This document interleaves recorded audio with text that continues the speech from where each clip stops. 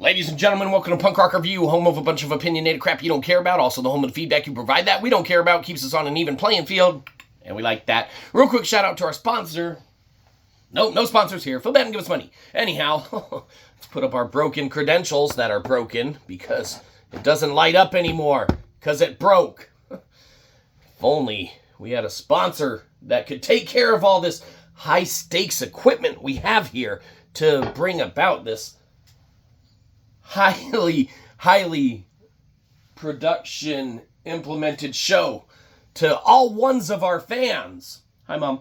So anyhow, of course, today we are talking about a game that's been out for however long it's been out for. Who cares? It doesn't matter. You can find it on Game Pass. You can also find it if it's not on Game Pass and it's sold somewhere, if you can find it. But of course, we are talking today about the one and only Neon White. So, Neon White, man, this is one of those games, man, that, it's been out for a while. We've always heard good things about it and such, but we never pulled the trigger on, picking it up or playing it or, diving into it and such. Because it was always like that.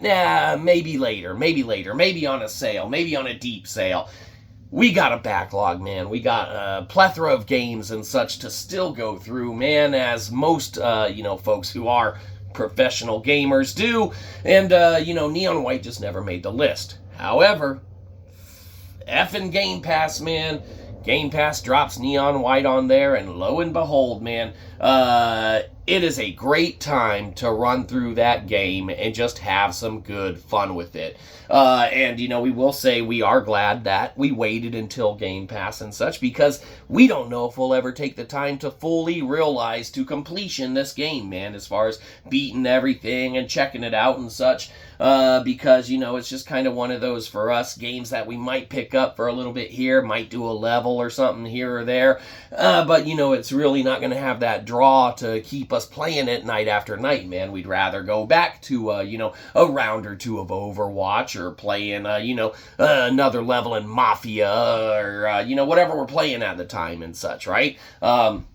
So it doesn't have the draw to keep us engaged to where it's like, oh shit, we want to beat this game. We gotta know the storyline. It doesn't have that. What it does have, man, are those fun little 5 to 10 minute play times, man. Or if you get wrapped up, you can have a 1 hour play time and stuff and be like, oh shit, I've been playing this game for an hour already. Feels like it's been 5 to 10 minutes. Because what you're doing is you're taking these little runs, man.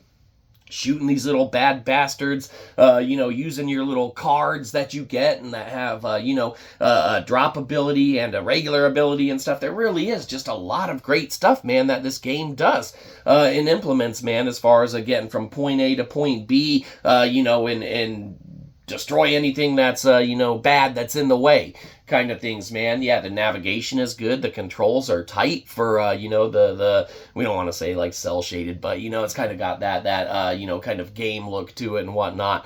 Man, it really just is a phenomenal, fun play, man, from, kind of the minute you pick it up till you're done. Now, a lot of people would probably say that they really enjoy kind of the more JRPG kind of aspect to it and whatnot when you're not running through these levels, man, when you're picking up these storylines and developing these relationships with other characters in the game, and, kind of going somewhere and, getting your missions and whatnot.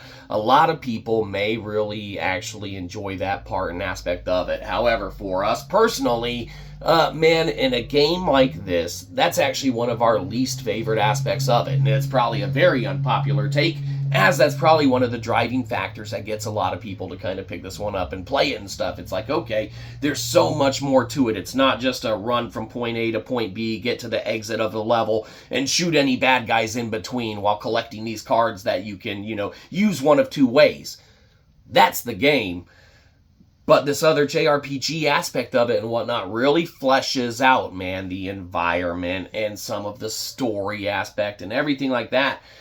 But at the same time, man, they have these cutscenes that play in between the duration of the, level or the section of the game that you're going through. All of these, in essence, find the exit of a level maps in, right? So say there's 10 in a level of start A to B, get to the exit, shoot bad guys in between. And then within that, you beat a couple, you get a cutscene, man, that fills in the story. So the JRPG elements, man, and everything that you kind of develop along the ways and stuff like that, we feel we would just rather have in those cutscene stories and whatnot, and kind of not have to go around town and not have to go to a special shop to redeem a golden ticket, and not have to go back to our room to whatever, and not have to go on little relationship kind of endeavors with other characters in the game, because we don't care about that. We want to run from point A to point B, get to the exit of the level, and shoot the bad guys in between. All right, and yes, you can kind of jump straight into, your next mission and stuff like that, but you're still having to JRPG mill around a thing. And we're not saying we don't like JRPGs. We love some JRPGs. It's just in Neon White, man, like we said, probably an unpopular take. We would rather just do the gameplay loop, man, and the gameplay element. We don't need that additional stuff that, pads out the game and makes it, I guess, a worthwhile, kind of financial purchase or transaction from a gaming standpoint. If you want to garner the most out of a game that you possibly can, that's there, and you'll probably be like, okay, I got the most bang for my buck.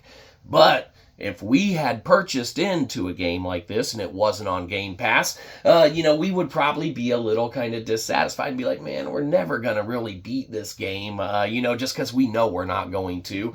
We like the levels. We like the gameplay. It's not that it's bad. It's not that the elements aren't good. It's that we don't want to play a game for, an hour and a half, where 30 minutes to an hour of that is us walking around not playing the game while playing the game. It's kind of one of those things. We'd rather be jumping on the level and fighting the bad guys on the level and stuff. So, like we said, an unpopular take, man, on some of the more round out story part of the JRPG aspect of Neon White. But it's a phenomenal addition to Game Pass, and it's a great way for folks like us who had it on our radar, never pulled the trigger, had it in the back of our minds, man, to, maybe one day check out. And man, effing Game Pass allowed that to happen. So, Neon White's on Game Pass. Play it, don't play it. We don't care. We just want your money. And it's a phenomenal play, man. We can't state that enough. Just because we don't dig or at this time don't want to devote that time to the JRPG aspect of it and such. We don't need it in there. But for a lot of folks, they probably do. For a lot of folks, they probably appreciate it being in there. And for a lot of folks, it probably does round out any aspects of the stories that aren't told or conveyed in those cutscenes. So there you go. Play it, don't play it. We don't care. We just want your money. Neon White, man, it is some good fun. What can be said about this one? It gets a good old-fashioned F. Because, yeah, the game's fun, man. No knocking any of that, man. The gameplay loop, all that, it's fun, worth a play. Great game, man. Definitely worth checking out. So there you go. Give us money. Have a good one. You probably didn't. We'll catch you next time. Probably won't.